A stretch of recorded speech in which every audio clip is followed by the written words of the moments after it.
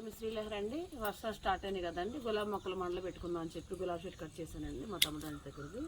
ఇదిగోండి ఇట్లా కట్ చేసుకుని చక్కగా చాంబర్ ఉంటేనండి మనం పెట్టిన మండ పెట్టినట్టు వచ్చేస్తుంది.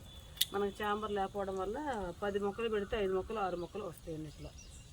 ఇలా కటింగ్ చేసుకోండి. కానీ ముదురు మండే కావాలి, సన్న మండ కొంత రాదండి. ఇట్లా ముదురు మండలు అయితేనే వస్తాయండి. ఇట్లా గణుపు గణుపు కట్ చేసుకోవాలండి.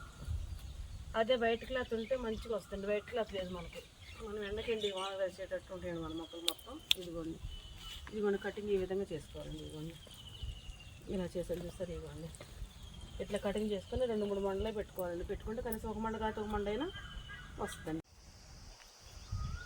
ఇదిగోండి ఈ విధంగా కట్ చేసుకున్నానండి. ఇదిగో మందు పెట్టేసి దీన్ని చక్క ఇట్లా గుచ్చుతున్నానండి. చాంబర్ లేకపోవడం వల్ల ఎన్నో మనకు తెలియదు. ప్రజెంట్ అయితే గుచ్చుతున్నా. మీకు నచ్చితే నాకు ఒక లెక్క ఇవ్వండి.